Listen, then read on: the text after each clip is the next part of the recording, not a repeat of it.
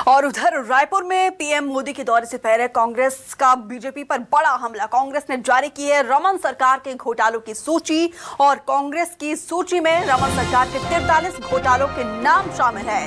रमन सरकार में 1 लाख करोड़ के हुए घोटाले। सुशील आनंद शुक्ला का यह कहना है। कांग्रेस ने पीएम मोदी से की है घोटालों की जांच की मांग और PM Modi ED, CBI, IT से कराए जांच। सुशील आनंद शुक्ला की तरफ से ये कहा गया है क्योंकि हम सब ने देखा है जब पीएम मोदी मध्य प्रदेश गए थे तो उन्होंने खुद मध्य प्रदेश की पावन धरा से एक कहीं ना कहीं चुनावी एजेंडा सेट किया था। करप्शन को लेकर जिस तरीके से हुंकार यहां पर पीएम मोदी ने भरी थी, अब उसी का काउंटर अटैक यहां पे कांग्रेस की तरफ से किया जा रहा है। 43 घोटालों का नाम इस सूची में है।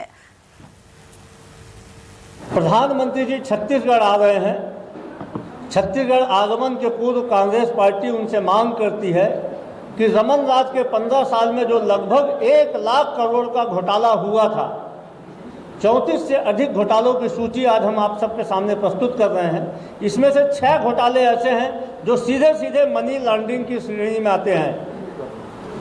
नान घोटाला, शराब घोटाला, गौमाता के नाम पे गौशाला घोटाला, पनामा पेपर में अभिषेक सिंह की जांच, इंदिरा प्रियदर्शनी घोटाला। इन घोटालों की प्रधानमंत्री जी ईडी, आईटी और सीबीआई से जांच कब करवाएंगे? क्या भारतीय जनता पार्टी के नेता होने के नाते इन घोटालों के गुनाहगारों को भारतीय जनता पार्टी बख्श देगी? प्रधानमंत्री से छत्तीसगढ़ की जनता यह जानना चाहती है। वैभव से पांडे ज्यादा जानकारी के साथ जुड़े हैं। वैभव, देखिए करप्शन को लेकर विपक्ष लगातार लामबंद रहता है, लेकिन पीएम मोदी ने मध्य प्रदेश के देश की जनता को कहा था कि जिसने भी करप्शन किया है उसके खिलाफ सख्त कार्रवाई की जाएगी। पीएम मोदी के छत्तीसगढ़ दौरे से पहले ही कांग्रेस ने घोटालों की लिस्ट खोलकर रख दी है और जांच की मांग की है। देखिए, ये एक तरीके से पॉलिटिकल अटैक है। सबको पता है कि इस तरह के मामले आने से न तो उसकी कोई केंद्रीय एजेंसी से जांच हो सकती है और न ही इसका कोई बहुत जनव्यापी असर पड़ेगा। लेकिन ये ज़रूर है कि ऐसे मुद्दों को उठाने से, चूँकि आम सभा होनी है मोदी की, तो उसके बीच में एक संदेश तो ज़रूर जाएगा कि जो जनता इस सभा में पहुंच रहे हैं उनको ये भी पता होना चाहिए कि रमन सरकार में क्या क्या हुआ था, किस तरह के घोटाले हुए थे। क्योंकि अभी भूपेश सरकार में कई तरह के आरोप जो है बीजेपी की तरफ से लगाए गए हैं। ऐसे में कांग्रेस के पास अवसर आया, मौका आया कि वो प्रधानमंत्री नरेंद्र मोदी के दौरे के दौरान ये बता सके कि रमन सरकार में भी बहुत बड़े बड़े घोटाले हुए हैं और उनकी एक लंबी लिस्ट है।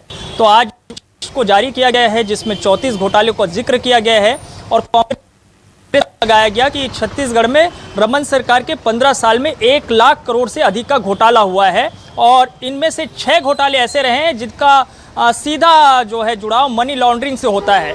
तो ऐसे मामलों की जांच भी ईडी को करनी चाहिए, सीबीआई से इसकी जांच होनी चाहिए, आईटी को भी छापामार कार्रवाई करनी चाहिए क्योंकि कांग्रेस के नेताओं पे पड़े हुए हैं।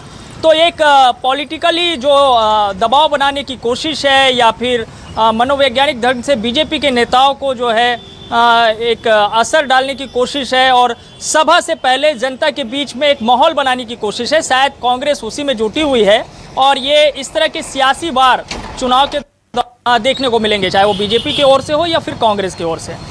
तो बिल्कुल एक पॉलिटिकल वेंडेटा कहा जाए या फिर कुछ भी कहा जाए, लेकिन कांग्रेस की तरफ से जब भी कोई शीर्ष नेतृत्व आता है तो पूरी तैयारी के साथ घेरने की कोशिश कांग्रेस की तरफ से की जाती है। तो इस मामले को लेकर इस बात तो देखिए, सूची में रमन सरकार की सूची में जो ये सूची जारी की है इसमें 43 घोटालों को बाकायदा मेंशन किया है। इस मामले में कांग्रेस बीजेपी का क्या रिएक्शन है? देखिए, अभी बीजेपी की तरफ से इस पर कोई प्रतिक्रिया नहीं आई है, लेकिन अगर प्रतिक्रिया आएगी तो जाहिर तौर पर वही आरोप बीजेपी की तरफ से लगाए जाएंगे। पूछा जाएगा कि कांग्रेस के पास अगर घोटालों की सूची है तो कांग्रेस खुद जांच करा ले। कांग्रेस की तो राज्य में सरकार है, वो क्यों जांच नहीं करा लेती? जांच करा लेती है और आरोपी जो है वो सही पाए जाते हैं, दोषी पाए जाते हैं तो उनको जेल में डाल दो। और ये बात भी अलग तरीके से जो बीजेपी कहेगी उसका भी एक काउंटर कांग्रेस के पास होगा। हम तो जांच कराना चाहते हैं साहब, लेकिन यही लोग हैं हाई कोर्ट चले जाते हैं, दूसरी जगहों पर चले जाते हैं और जांच को प्रभावित करते हैं और ऐसा देखा भी है छत्तीसगढ़ के भीतर में।